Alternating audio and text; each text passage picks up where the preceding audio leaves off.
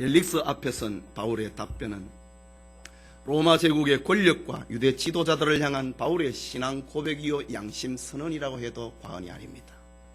바울은 벨릭스 앞에서 24절에는 이것을 당신께 고백합니다 라고 합니다.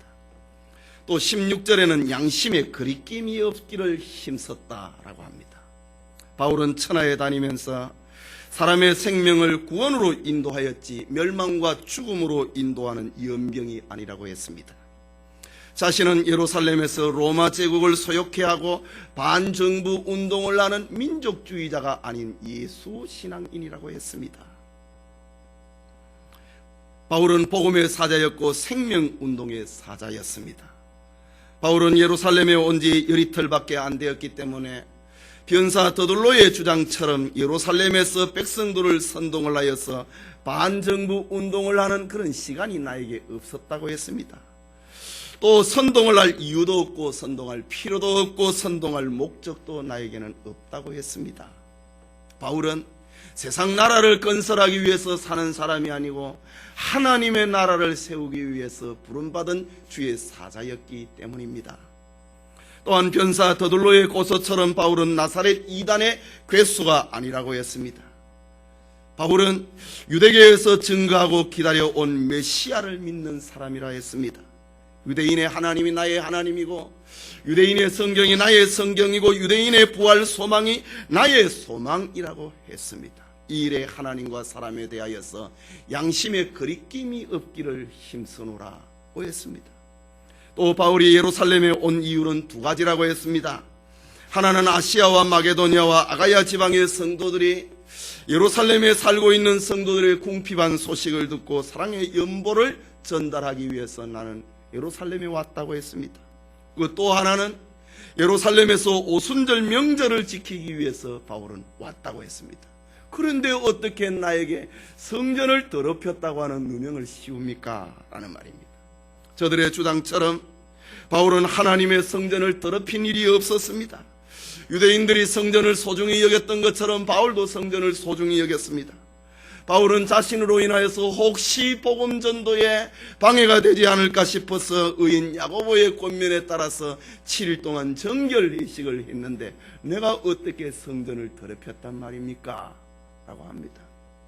바울의 이런 변호에 더 이상 변사는 말을 할 길이 없습니다.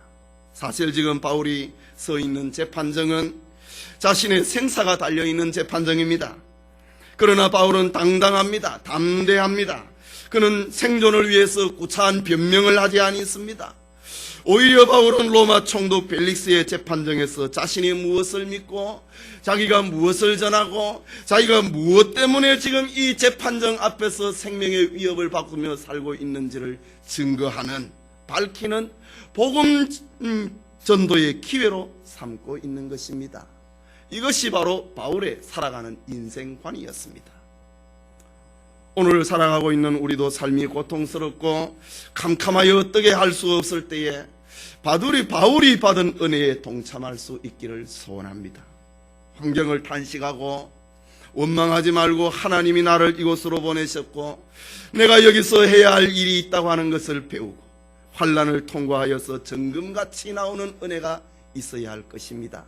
지난 시간까지 살펴본 말씀입니다. 계속되는 사도행전 강의 오늘은 바울의 가이사라 옥중 생활이라고 하는 제목으로 하나님의 말씀 받기 원합니다. 바울의 가이사라 옥중 생활은 첫째로 벨리스 총독의 판결 연기 때문에 그렇게 된 것입니다. 이제 바울의 변호가 끝이 났습니다. 총독이 원고도 들었고 그리고 피고의 이야기도 들었습니다. 증인의 이야기도 다 들었습니다. 총독 벨릭스가 재판 결정을 판결을 내리는 시간입니다. 22절과 23절의 말씀입니다. 함께 읽겠습니다. 벨릭스가 이 도에 관한 것을 더 자세히 아는 고로 연기하여 가로되 천부장 루시아가 내려오거든 너희 일을 처결하리라 하고 백부장을 명하여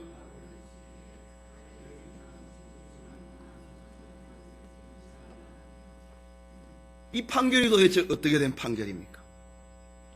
총독 벨릭스는 변사 더둘로의 이야기를 다 들었습니다.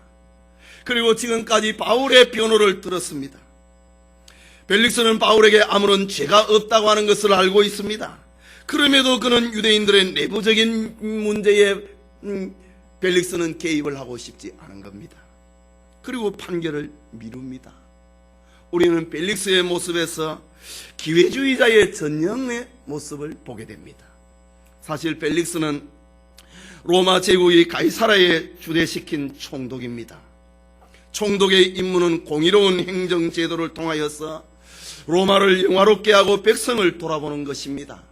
그리고 또 다른 하나는 백성들의 송사를 재판하는 로마의 법치주의를 공고하게 만드는 것이 총독의 사명입니다. 이것이 로마가 제국을 확장을 하였고 영토를 넓혀갔던 이유였습니다. 저 야만족에게 로마 제국의 영광을 심어주고 싶습니다. 로마 제국의 찬란한 문화와 그리고 법치 제도를 심어주고 싶었습니다. 그것이 바로 로마가 세계를 정복해 나가는 명분이었습니다. 이유였습니다. 그런데 가이사라의 총독이 아무것도 안 하고 있습니다. 이 일을 하라고 행정제도를 통하여서 로마의 영광을 돌려내고 그리고 송사 사건이 있으면 재판을 하라고 로마에서 가이사의 유다의 총독으로 파송을 했는데 벨릭스는 지금 아무 일도 안 하고 있습니다. 지금 시점에서 벨릭스가 바울의 판결을 연기하는 것은 아무리 생각을 해도 납득이 안 갑니다. 왜냐하면 지금까지 더둘로의 고소와 바울의 진행이 되었습니다. 그리고 진실 여부가 이미 충분히 다 드러났습니다. 그런데 벨릭스는 재판을 연기를 선언을 합니다. 이유가 무엇입니까? 이유가 또 기가 찹니다. 천부장 루시아가 내려오거든 너희 일을 처결하였다 라는 말입니다. 천부장 루시아는 예루살렘에 있는 사람이지요. 루시아는 예루살렘에서 바울을 가이사라에 호송을 했던 사람입니다. 이건 역시 재판 연기의 정당한 사유가 되지 못합니다. 천부장 루시아는 이미 바울을 예루살렘에서 가이사라로 호송을 시킬 때 편지를 썼습니다. 바울의 무혐의를 이미 이 벨릭스 총독 앞에 서신을 통해서 다 보고를 했습니다. 사도행전 23장 29절에 보면은 송사하는 것이 저희 율법에 관한 것뿐이요 한 가지도 죽이거나 결박한 사건이 없음을 발견하였나이다. 천부장 루시아의 보고입니다. 이 보고까지 다 받았는데 지금 벨릭스 총독은 루시아가 오면은 그때 판결을 하겠다라고 합니다. 루시아가 이미 다 얘기를 했는데 말이죠. 그렇다면 벨릭스가 재판을 미루고 바울을 감옥에 가두어둔 이유는 딴 데 있었다고 하는 말입니다. 아직 바울에게 숨겨진 죄가 있는 것처럼 보였거나 아니면 바울이 요주의 인물처럼 여겼는지도 모릅니다. 어쨌든 벨릭스는 바울을 감옥에 가둔 채 벨릭스 자신의 실정으로 인하여서 2년 후에는 벨릭스가 로마로 소환을 당합니다. 자기가 로마로 소환을 당할 때까지 재판 안 해버립니다. 이것이 벨릭스의 직무유기였습니다. 벨릭스는 공익을 도모하는 대신에 자기의 이익을 추구하다 보니까 처리해야 될 일을 처리하지 못하고 망설입니다. 바울을 재판을 하게 되면은 무죄가 판결이 되는 것이 뻔합니다. 무죄가 판명이 되면 바울을 석방을 해야 됩니다. 바울을 석방을 하면 유대인들의 기분이 상합니다. 유대인들이 기분을 상하면 결과적으로 자기에게 이로울 것이 없습니다. 정치적으로 이로울 것이 없습니다. 벨릭스는 이 같은 재판에 개입을 하고 싶지 않은 것입니다. 고마 재판 안 해버립니다. 세상에 이런 재판관이 어디에 있습니까? 자기가 로마로 소환을 당해가지고 다른 죄를 짓습니다. 죄를 지어갖고 소환을 당해서 로마에 갈 때까지 바울에 대해서 재판 안 해버립니다. 이것이 벨릭스의 모습입니다. 또 벨릭스는 바울이 로마 시민이고 죄가 없다고 하는 것을 알고 있습니다. 그래서 벨릭스는 바울을 향하여서 죄인 취급도 하지 않습니다. 23절에 우리 읽은 말씀을 보면은 백부장을 명하여 바울을 지키되 자유를 주며 친구 중 아무나 수종하는 것을 금하지 말라. 이게 세상에 이런 재판이 어디 있습니까? 오는 사람 다 만나게 해주되 백부장에게 지시를 내고 이 사람 지켜라 라고 하는 이런 재판 판결을 한 겁니다. 말하자면 바울을 미결수로 그냥 내버려 둬버린 것입니다. 벨릭스는 바울의 재판을 연기를 하고 그에게 자유를 주라고 합니다. 친구의 면회나 성도들의 섬김을 허용하라고 합니다. 이게 무슨 이런 재판이 세상에 어디에 있습니까? 벨릭스 자신도 바울의 무죄를 지금 인정을 하고 있는 것입니다. 감옥에 갇힌 바울에게 후한 대우를 해주고 친구의 면담을 허락을 해주오라고 합니다. 이런 재판 판결을 했습니다. 바울은 마음이 편할 수가 없었습니다. 이유는 바울의 소원이었던 로마에 가서 복음을 전하지 못하고 세월을 보내고 있기 때문에 바울의 마음이 얼마나 조급하겠습니까? 시간을 쪼개어서 살아왔던 바울입니다.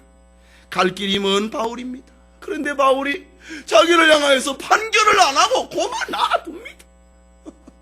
재판 날짜도 안 잡아줍니다. 그리고 가이사라 감옥에서 2년 동안 그냥 놔둬버립니다. 2년 후에 벨릭스는 로마로 나중에 잡혀갑니다. 죄를 지어가지고. 할 일이 태산 같은 바울인데 사슬이 매인 죄인이 되어버린 것입니다. 예배드리는 성도님, 여러분 중에 여러분 자신은 준비가 다 되어 있는데 길이 열리지 않는 사람이 있습니까? 능력은 있는데 사회에서, 직장에서, 회사에서 인정을 받지 못하는 사람이 있습니까? 가슴은 뜨거운데 일할 일터가 없어서 답답한 사람이 있습니까? 낙심할 필요가 없습니다.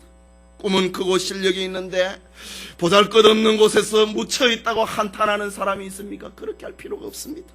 모세도 미디안 광야에서 40년을 양떼와 함께 비바람 속에 묻혀 살았습니다. 다윗도 모진 박해와 시련 때문에 이 동굴 저 동굴을 떠돌아다니면서 헤매면서 숨어 살았습니다. 엘리야도 인기척이 없는 로뎀나무 아래서 죽기를 구한 적이 있었습니다. 요셉도 억울하게 감옥에 갇혀서 기약이 없이 감옥에서 기나긴 세월을 보낸 적이 있었습니다. 그러나 이들에게 허송하는 듯한 하루하루가 후일의 영광으로 빛나게 되는 것입니다. 사도 바울도 가이사라 옥중에서 속절없이 죽은 것이 아닙니다. 하나님께 바울이 잊어버려진 사람이 된 것이 아닙니다. 선교 활동을 저지당해서 허송 세월을 보내고 있는 것이 아닙니다. 바울은 가이사라의 옥중 생활 2년에 바울에게 있어서 부서지고 망가져버린 그런 세월은 아니었다고 하는 것입니다. 하나님을 사랑하는 자, 곧 그 뜻대로 부르심을 입은 자들에게는 모든 것이 합력하여서 선을 이루기 때문에 그런 것입니다. 바울은 감옥에서 앞일을 위해서 기도합니다. 그는 위문호는 성도들과 교제하며 성도들을 돌아봅니다. 성도들 중에 동역자 실라가 왔을 것이고 의사 누가가 곁에서 바울을 돌봐주었을 것이고 에베소에서 함께 온 두로비모가 바울을 도와주었을 것이고 예루살렘의 오랜 제자였던 나손이 바울 곁을 떠나지 않았을 것입니다. 그 외에 가이사라에 거주하는 많은 그리스도인들이 바울을 방문을 하면서 영적인 교제를 하는 모든 것이 합력하여서 선을 이루는 그런 기회가 되었을 것입니다. 둘째로 생각하고자 하는 것은 바울의 가이사라 옥중 생활을 하면서 그는 기회가 되는 대로 복음을 전했습니다. 재판을 맡았던 벨레스 총독이 바울에게서 강력한 인상을 받았던 것 같습니다. 일반적으로 보면은 재판정에서 판사가 떳떳하고 죄인은 덜덜 떨어야 되는데 지금 바울이 당당하고 있습니다. 재판장은 오히려 당당한 바울 앞에 당황을 합니다. 교만이 아닌 자신감이 넘쳐있는 바울을 봅니다. 이 모습에서 벨릭스가 감동을 받습니다. 그래서 벨릭스가 판결을 하지 아니하고 감옥에 넣어놓고 자유를 주고 사람이 오면 면회를 언제든지 자유롭게 시키라고 해놓고 벨릭스는 조용한 시간이 있을 때마다 바울을 불러냅니다. 그리고 불러내는데 그 자리에는 총독의 부인 자기 마누라 드루실라까지 같이 앉아 있습니다. 그리고 하는 말, 네가 믿는 것에 대해서 말해봐라는 겁니다. 무엇이 너를 그렇게 만들었냐고 하는 것입니다. 나는 사람을 감옥에 넣을 수도 있고 사람을 죽일 수도 있고 너를 해할 수도 있는 권세를 가지고 있는 사람이다. 네가 내 앞에서 어떻게 그렇게 당당할 수 있느냐? 바울은 정직하고 너무나도 태연했기 때문입니다. 죽음에 대해서 두려운 기색이 보이지 않았기 때문입니다. 거짓말로 순간의 위기를 모면하려고 하지 않았기 때문입니다. 벨릭스는 여기에 감동을 받은 것입니다. 이런 의미에서 크리스찬은 세상에서 자기를 재판하고 자기를 미워하는 사람까지도 변화시킬 수 있는 능력을 가지고 있는 사람임을 보여주고 있는 것입니다. 이것이 그리스도인의 모습입니다.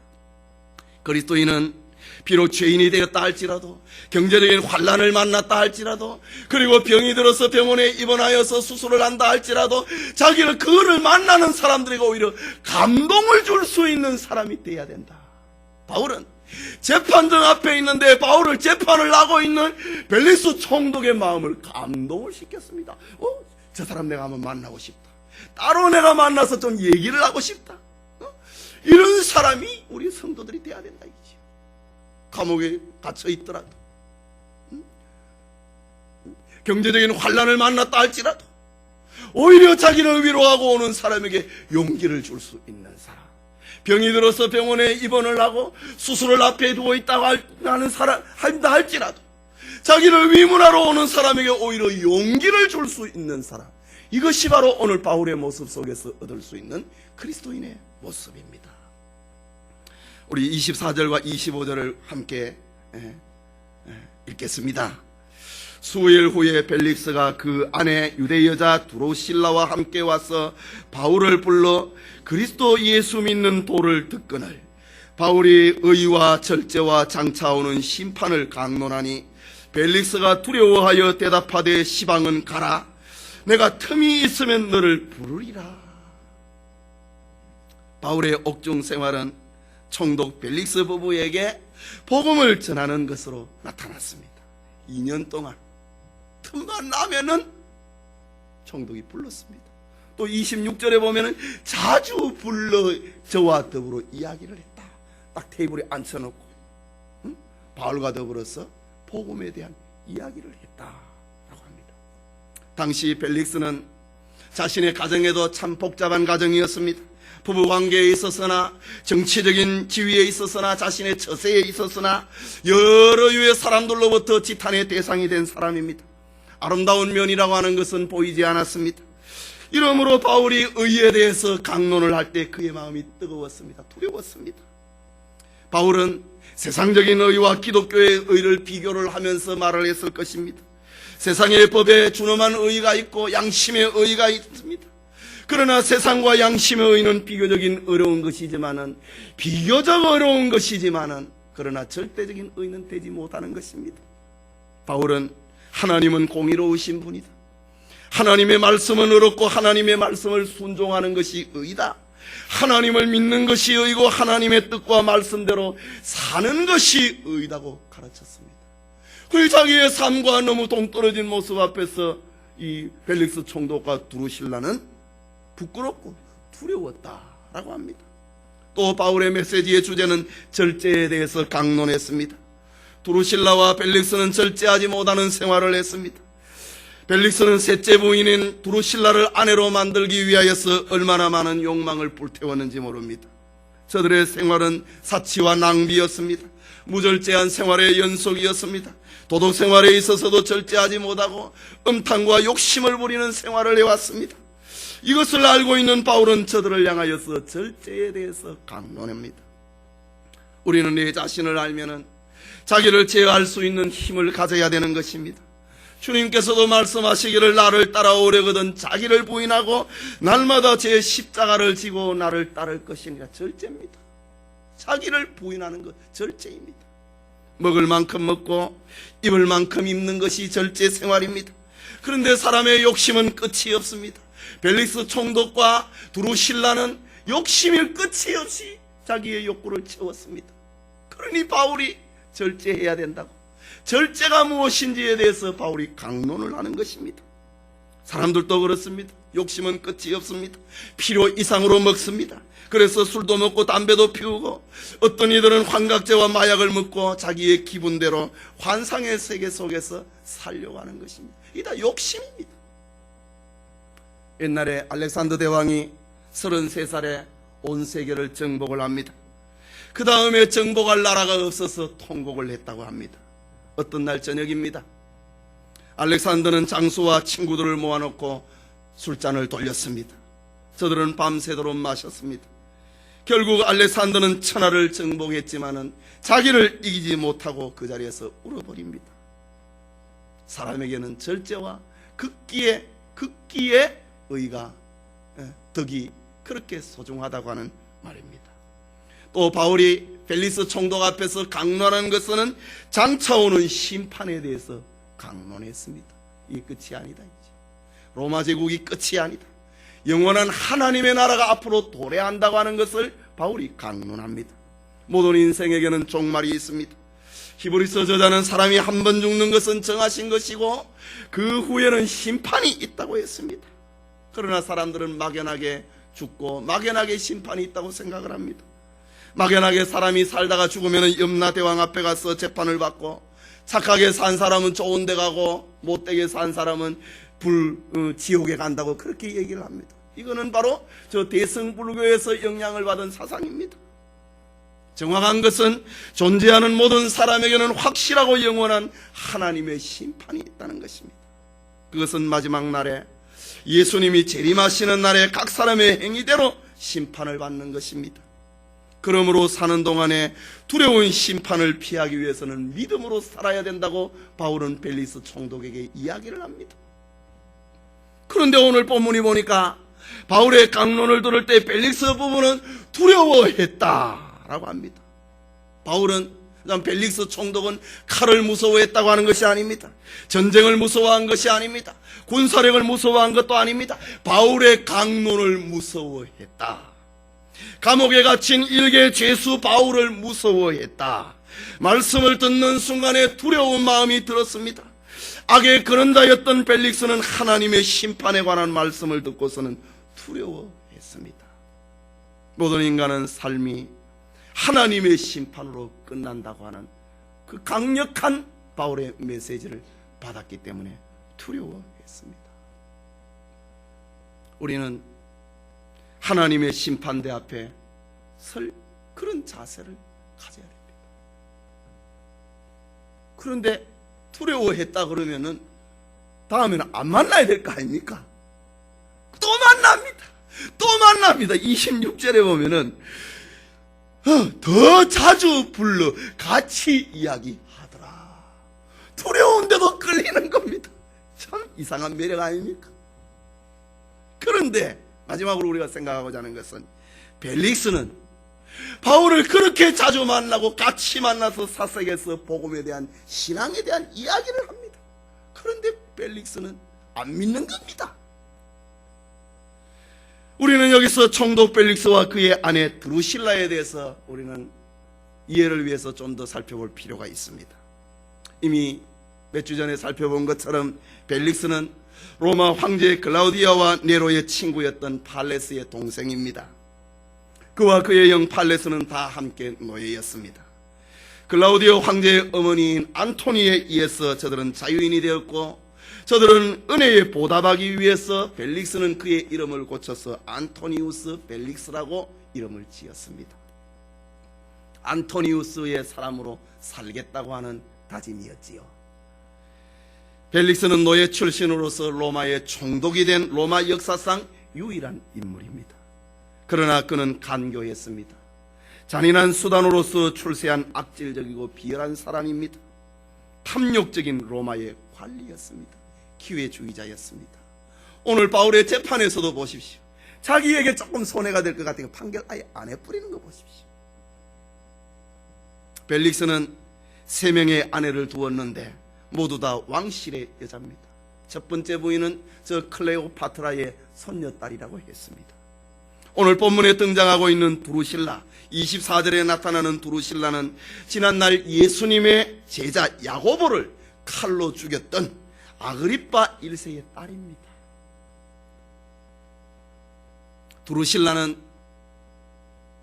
유대의 이웃나라 에메사의 왕 아디주스의 왕비로 출가를 합니다. 그런데 펠릭스가 로마에서 이 팔레스틴 지역의 총독으로 부임을 옵니다. 부임하고 난 다음에 여러 연회석이 있을 거 아닙니까? 그 자리에서 절세 미인인 두루실라에게 그만 반해버립니다. 벨릭스는 두루실라를 아내로 맞이하기 위해서 온갖 비열한 관계를 쏟아냅니다. 벨릭스는 그 중에 하나로 구브로 출신이었던 유대인 마술사 아토모스를 이용을 하여서 온갖 주술적인 방법을 동원을 합니다. 그 중에 하나가, 그것은 아메사 왕은 두루시아와 살면은 재수가 없다고 하는 소문을 퍼뜨립니다. 두루실라 때문에 에메사 국가가 형통하지 못하다고 하는 유언비어를 주술사를 통하여서, 마술사를 통하여서 나라에 퍼뜨리게 만듭니다. 이때 어리석은 아메사 왕은 이 꿰매 넘어가서 두루실라와 파혼을 해버립니다. 이런 기회를 이용을 하여서 총독 벨릭스는 두루실라를 자신의 세 번째 부인으로 맞아들입니다. 이때의 벨릭스의 나이가 60살입니다. 두루실라는 18살입니다. 제대로 된 결혼이라고 할 수 없지만은 어쨌든 저들은 결혼을 했습니다. 대개 이런 경우에 남자는 아내에게 꼼짝을 못하게 됩니다. 너무 예쁜 아내를 온갖 수단을 통해 동원을 해서 아내를 만들었으니 부인을 기쁘게 하기 위해서 꼼짝을 못합니다. 두루실라는 유대인이었습니다. 두루실라는 어린 나이에 남편에게 버림을 당했지 않습니까? 자기하고 함께 살면 재수가 없다고 하는 소문 때문에 얼마나 고통을 당했겠습니까? 에메사 왕에 의해서 그는 파혼을 당했습니다. 고통을 가지고 있는 사람입니다. 두루실라는 환난당한 자의 위로자인 예수님의 도에 대해서 관심을 갖기 시작을 합니다. 그래서 성경에 다른 사본, 수많은 사본들이 있는데 다른 사본에 보면은 오늘 본문의 이 말씀을 두루실라가 더욱 바울을 만나자고 했다라고 그런 사본이 있습니다. 오늘 앞에 우리 22절에도 보면은 벨릭스가 이 도에 관한 것을 더 자세히 아는 고로 바울이 총독 벨릭스 앞에서 자기의 도에 대해서, 자기가 믿는 복음의 진리에 대해서 얼마나 이야기를 합니까? 그런데 벨릭스가 오늘 이 말씀에 보니까 벨릭스가 이 도에 관한 것을 더 자세히 아는 거로, 바울이 지금 짧은 시간에 자기를 변호하는 것보다 총독 벨릭스는 더 많이 알고 있었다는 말입니다. 웃고 있는 거지요. 죄가 없다는 것도 압니다. 그러면은 총독 벨릭스가 이런 성경적인 지식을 어디서 얻었겠습니까? 바로 자기의 예쁜 어린 부인 두루실라를 통해서 얻은 것으로 추정이 됩니다. 계속해서 우리 25절을 함께 읽어보겠습니다. 바울이 의와 절제와 장차오는 심판을 강론하니 벨릭스가 두려워하여 대답하되 시방은 가라. 내가 틈이 있으면 너를 부르리라 하고. 바울을 통해서 벨릭스 총독과 그의 부인은 복음의 메시지를 받았습니다. 두려워했습니다. 그 다음에 뭐가 따라와야 됩니까? 돌이켜야 됩니다. 회개가 따라와야 됩니다. 하나님 앞에 돌아와야 됩니다. 그런데 오늘 성경에 보니까 벨릭스는 두려워하고, 감정작용이지요. 두려움이라고 하는 감정작용입니다. 두려워하고 그 다음에 취한 행동은 지금은 가라. 내가 틈이 있으면 너를 또 부르겠다. 참 희한하지 않습니까? 두려워하고 감정작용이 일어났으면 행동이 따라와야 되는데 시방은 가라. 내가 괴롭다. 틈이 나면은 너를 또 부르겠다 라고 합니다. 참으로 유감입니다. 무엇이 더 중요합니까? 무엇이 더 바쁩니까? 틈이 나면은 뭐가 그렇게 바쁩니까? 시간 관리를 자기가 다 하는데 말입니다. 어찌 이런 말로서 인생을 끝낼 수가 있습니까? 어째서 틈이 있으면은 예수 믿겠다고 합니까? 우리는 교회에 나오고 예배 드리는 것이 틈이 있으면 나오는 거 아닙니다. 최우선이어야 되는 것입니다. 아무리 바빠도 기도해야 되고, 밥을 못 먹어도 성경을 읽어야 되고, 아무리 일을 못해도 많아도 주의를 지켜야 되는 겁니다. 하나님이 은혜 주실 때에 오늘 회개할 일은 오늘 회개해야 되는 것입니다. 그래서 바울은 고린도후서 6장 2절에 내가 은혜 베풀 때에 너를 듣고 너의 기도를 듣는다 이지. 구원의 날에 너를 도왔다 하셨으니 보라 지금은 은혜 받을 만한 때요 보라 지금은 구원의 날이다. 때와 기한이 있다고 하는 말입니다. 26절과 27절 7절을 봅니다. 동시에 또 바울에게서 돈을 받을까 바라는 고로 더 자주 불러 같이 이야기하더라. 아주 중요한 말입니다. 더 자주 불러 같이 이야기하더라. 이태를 지나서 2년입니다.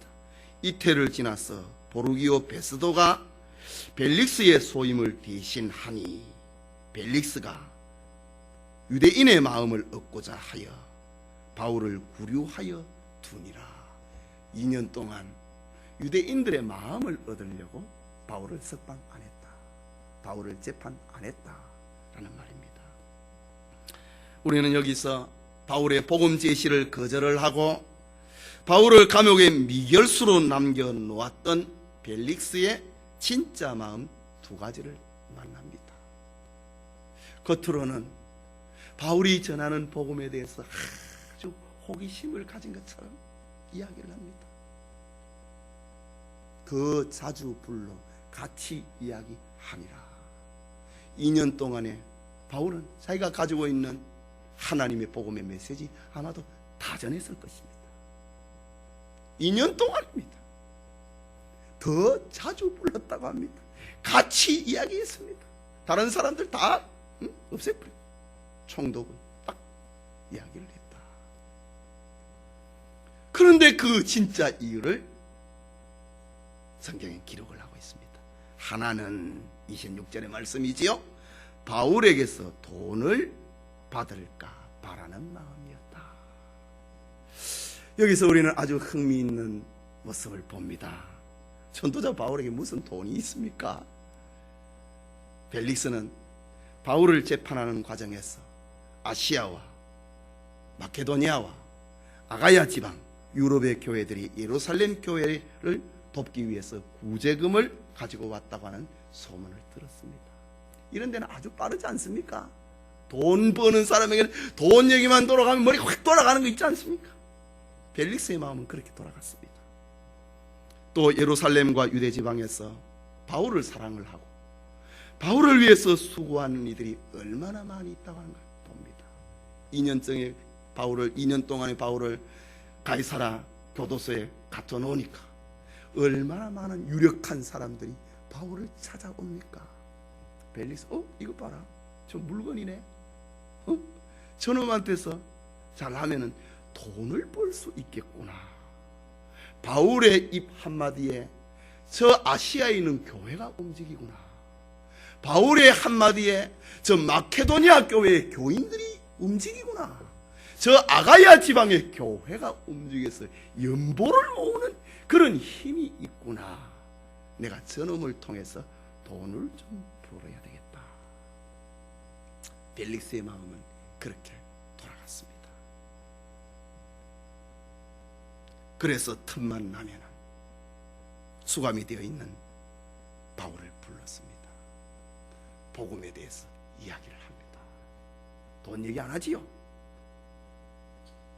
은근히 너 아는 사람 많이 있잖아.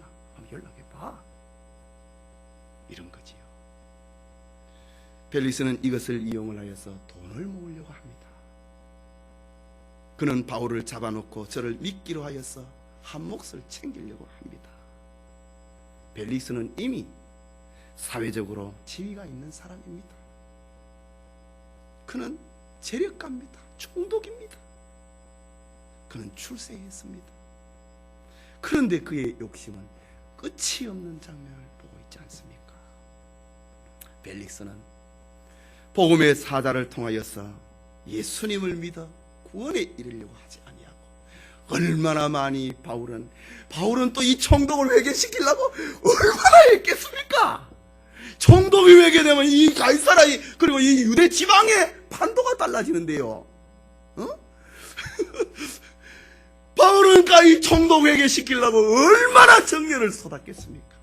그러나 벨릭스의 마음은 따로 있는 겁니다. 저놈을 통해서 내가 돈 좀 벌어야 되겠구나.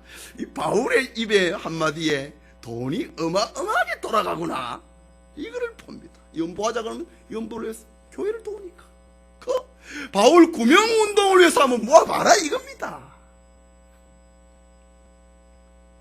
바울을 이용을 해갖고 바울을 통하여서 더 자주 부릅니다. 그 다음에 또 뭐냐, 어제는 그런 얘기했는데 오늘은 뭐냐, 그래야 하면서 그의 마음은 구원에 대해서는 관심이 없습니다. 벨릭스는 그 소중한 기회를 놓쳐버리고 영원한 패망의 길로 가버리고 맙니다. 벨릭스가 바울을 2년 동안 재판을 안 하고 구류하여야 된 또 하나의 이유는 27절에 나오는 말입니다. 바울을 석방을 하면은 유대인들의 비난과 반감을 이야기할 것입니다. 그래서 정치적인 이유 때문에, 자기 지위 때문에, 자기 명예 때문에 바울을 구리에 두었습니다. 바울을 벨릭스가 석방을 하지 않으니까, 바울이 안 돌아다니니까 유대인들이 너무너무 기분을 하니까 바울이 돌아다니니까, 전도를 하고 예수님 부활했다고 하니까 유대인들은 고통스러웠습니다. 그런데 바울이 못 돌아다니도록 딱 가둬놓으니까 유대인들이 얼마나 좋아합니까? 처음에는 죽여달라 그렇게 얘기를 했는데 이제는 죽여달라는 말도 안 합니다. 가만 가다 나오니까 막 그래 나나 됐다 이거지. 유대인들이 좋아하니까. 유대인들은 총독 벨릭스가 통치를 해야 되는 백성들입니다.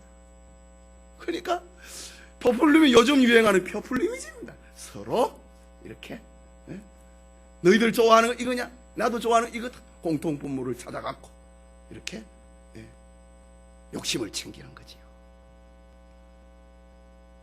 벨릭스는 자신의 정치적인 인기 유지를 위해서 바울이 죄인이 아님에도 불구하고 죄인인 양 구속해 놓았습니다. 본문 27절에 보면은 이렇게 바울을 2년 동안 가이사라 구치소에 구금해 두었는데, 로마법에 로마 시민을 재판을 하지 아니하고 2년 동안 미결수로 놔두는 것은 불법입니다. 법적으로 2년 이상을 구속할 수가 없습니다. 그래서 나중에 바울이 로마에 가서 로마 감옥에 갇히지 않습니까? 갇히는 기간이 2년입니다. 미결수의 기간은 2년입니다. 2년 이상 더 둘 수 없습니다. 바울이 로마에 가서 2년 동안 감옥에 갇혔다가 석방됩니다. 오늘 여기도 역시 마찬가지입니다. 그런데 2년 동안에 저 벨릭스가 로마의 법을 어겨가면서 재판을 자기 안 해버립니다. 그런데 이때 하필 벨릭스는 다른 죄를 지었어 로마의 가이사 황제 앞에 소환을 당하고 맙니다. 그래서 오늘 본문에도 보면은 이태를 지나서 보르기오 베스도가 벨릭스의 소임을 대신하니 총독이 바뀌어버린 겁니다. 그때까지 바울을 재판 안 하는 겁니다. 가이사 황제 앞에 소환을 당한 벨릭스는 그의 형의 간청에 의해서 겨우 목숨을 구걸을 합니다. 그러나 그의 직위는 파면을 당하고 역사 속에서 영원히 사라져버리고 맙니다. 벨릭스와 두루실라 사이에 아그리빠라고 하는 아들 하나가 태어납니다. 고대 역사서에 나옵니다. 그 아들이 AD 79년에 베스비오 화산이 폭발할 때에 그 화산재가 폼페이라고 하는 도시를 다 덮어버립니다. 그래서 폼페이 최후의 날이라고 하는 영화도 있지 않습니까? 베스비오 화산이 폭발을 할 때 그 화산재가 폼페이라고 하는 도시를 덮어버리는데 그 아들도 그 화산재에 묻혀서 다 죽어버리고 만 것입니다. 저들은 구원의 기회를 외면을 하다가 저들 온 가족은 이렇게 멸망을 당하고 만 것입니다. 세상에서 바울과 같은 사람의 설교를 듣는 영광이 주어진다면 얼마나 좋겠습니까? 위대한 사도를 옆에 모실 수 있다고 하는 그것이 또 얼마나 영광입니까? 그러나 벨릭스는 그 가지고 있는 그 좋은 기회를 한 번도 선한 목적을 위해서는 쓰지 못한 사람이 되어버리고 만 것입니다.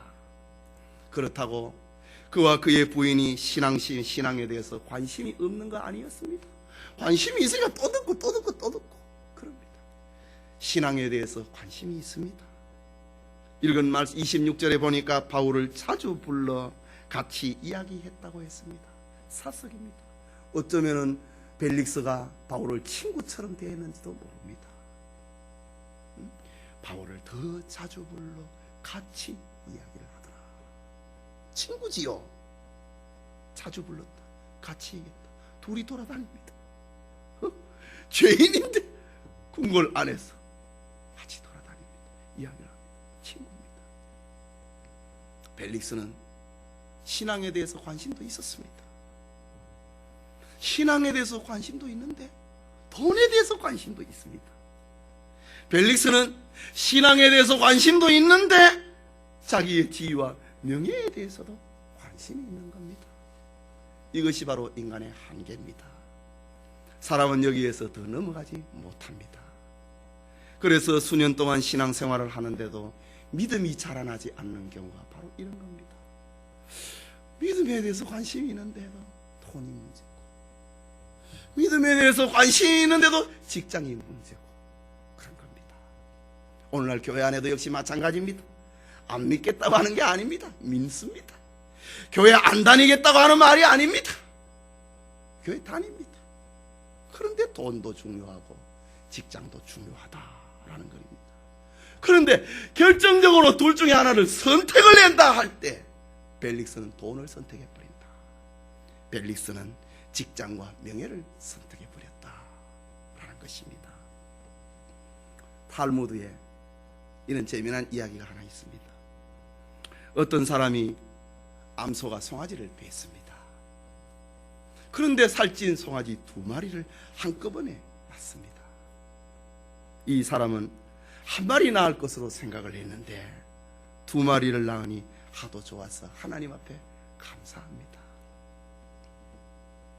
소를 2마리나 허락하여 주셨으니 이 중에 하나는 하나님께 드리고 하나는 제 것으로 하겠습니다 라는 기도를 합니다. 잘 키워서 한 마리는 주님의 사업에 쓰겠습니다 라고 했습니다. 그런데 어느 날 보면 소 한 마리가 병이 들어 죽어버렸습니다. 이 사람이 하나님 앞에 가서 뭐라고 기도했겠습니까? 주여, 하필이면 주님의 송아지가 죽었습니다. 이렇게 기도하는 것입니다. 막연하게 드리겠다고 해놓고 요놈은 하나님 거, 요거는 내 거면 요래 했으면 괜찮습니다. 그러면 하나님께 죽었다 해도 괜찮습니다. 2마리 중에 한 마리는 하나님의 것입니다. 잘 키워서 한 마리는 제가 하고요, 한 마리는 하나님께 드리겠습니다. 거의 한 마리 죽었습니다. 죽은 게 내 게 아니고 하나님께 죽어버렸습니다. 막연하게 드리겠다고 해놓고 한 마리가 죽으니 그거 하나님 겁니다 라고 하는 겁니다. 여러분, 이게 남의 얘기입니까? 여러분은 시간을 어떻게 관리합니까? 여러분은 물질을 어떻게 사용하고 있습니까? 바쁠 때, 급할 때 잘라내는 거 뭘부터 잘라냅니까? 하나님 앞에 드리는 시간 먼저 잘라내지 않습니까? 그러니까 예배가 없어져 버리고 뭐도 없어져 버리고 연보도 없어져 버리고. 그게 탈무드에 있는 욕심하는 유대인의 얘기가 아니고 바로 우리의 심성을 그렇게 표현하는 것입니다. 하나님 것부터 먼저 잘라 먹으려고 하는 그런 속성이 우리에게도 있다 이거지요. 성도 여러분, 위대한 복음 전도자 바울은 복음과 함께 자신을 변정했습니다. 더 이상 나는 죄수가 아니고 결박할 이유도 구금할 이유도 없다고 했습니다. 그러나 재판관 총독 벨릭스는 판결을 미룹니다. 벨릭스는 직무를 유기합니다. 눈치를 봅니다. 거기서 줄타기를 하고 어느 것이 더 이익인지를 판단을 하는 정치 논리를 펴니다. 그러나 바울은 가는 길이 힘들고 어렵다고 주저하지 않습니다. 길에서 마음대로 뜻대로 되지 않는다고 조급하고 불평해하지도 않습니다. 2년씩이나 구금이 되는 신세가 되어도 바울은 자기 앞에 당한 오늘의 일을 선택을 합니다. 우리도 바울처럼 주님과 함께 복음을 위하여서 기쁘게 시련도 감당하고 인내하여 생명의 면류관의 주역이 될 수 있기를 소원합니다. 벨릭스는 복음을 들으면서도 마음이 찔리고 두려움이 몰려왔지만 그 다음에 따라와야 되는 행동을 고치는 회개와 구원의 기회를 그는 놓쳐버렸습니다. 그는 바울을 얼마나 자주 만났는지 모릅니다. 대사도 바울을 친구처럼 여겼습니다. 그러나 그의 목적은 돈을 더 모으는데, 명예를 더 얻는데 그의 목적이 있었습니다. 결정적인 순간에는 돈을 선택을 하고 결정적인 순간에는 직장을 선택하는 사람이었습니다. 그러다가 그와 그의 온 가족은 영원히 멸망을 하고 만 것입니다. 2년 동안 있을 때에 바울의 권면을 듣고 복음을 믿고 저 악한 그의 행실을 고쳤다면 로마 황제의 소환도 받지 않았을 것입니다. 그러나 바울과 늘 친구처럼 지내면서도 또 다른 죄를 짓다가 그만 가이사 황제의 소환을 받아서 파면을 당하고 맙니다. 여러분, 오늘 하나님의 나라와 그의 의를 구하지 않는데 내일 경건의 열매가 어떻게 맺힐 수 있겠습니까? 앞으로 거룩해질 거다, 앞으로 경건해질 거다, 앞으로 진실해질 거다, 이런 사탄의 속임에 넘어가지 말아야 됩니다. 오늘 내가 진실하지 않는데 시간이 지나면 영혼에 대해서 생각할 것 같습니까? 그렇지 않습니다. 오늘 의롭지 않은데 의로운 사람이 될 거라고 하는 것, 막연한 기대는 잘못된 생각입니다. 오늘날 얼마나 많은 사람들이 교회에 와서 복음을 듣습니까? 사람들은 양심의 가책을 느낍니다. 괴로워합니다. 울기도 합니다. 감정작용입니다. 사람은 괴로움과 양심의 가책과 울음을 곁에 있는 사람들은 믿음이 좋다고 이야기를 합니다.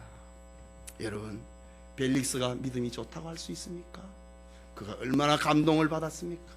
얼마나 감동을 받았으면 또 내일 또 만납니까? 그러나 그의 선택은 돈이었지요. 그의 선택은 직장이었지요. 벨릭스의 양심의 가책은 믿음이 아니었습니다. 괴로워 운다고 해서 그것은 믿음이 아니라는 것입니다. 믿음은 바로 감정이 아니라 행동이기 때문에 그렇습니다. 오늘 본문의 벨릭스와 그의 부인은 마음의 감정작용이 얼마나 충만했는지 모릅니다. 그러나 그에게는 행동이 따라오지 아니했습니다.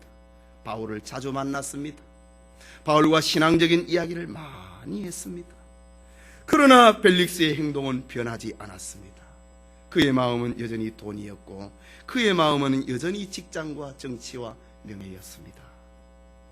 벨릭스처럼 머뭇머뭇하지 말아야 됩니다. 오늘의 할 일을 내일로 미루지 말아야 됩니다. 기회는 반복되는 것이 아닙니다. 회개를 뒤로 미루는 것은 계속해서 죄 속에 있겠다고 하는 말입니다. 회개를 미루는 것은 기회를 잃어버리는 것입니다. 벨릭스는 돈 때문에 바울을 구리에 두었고 유대인의 환심을 사는 직장과 명예 때문에 바울을 석방하지 않았습니다. 바울이 죄인이 아니라고 하는 것을 알면서 바울을 통해서 바울과 더불어 친구처럼 지내고 많은 감동의 물결 속에서 지냈지만 그의 선택은 언제나 돈이었고 직장이었습니다. 결과는 어떻습니까? 벨릭스는 이것도 얻지 못하고 저것도 얻지 못한 사람이 되어버렸습니다.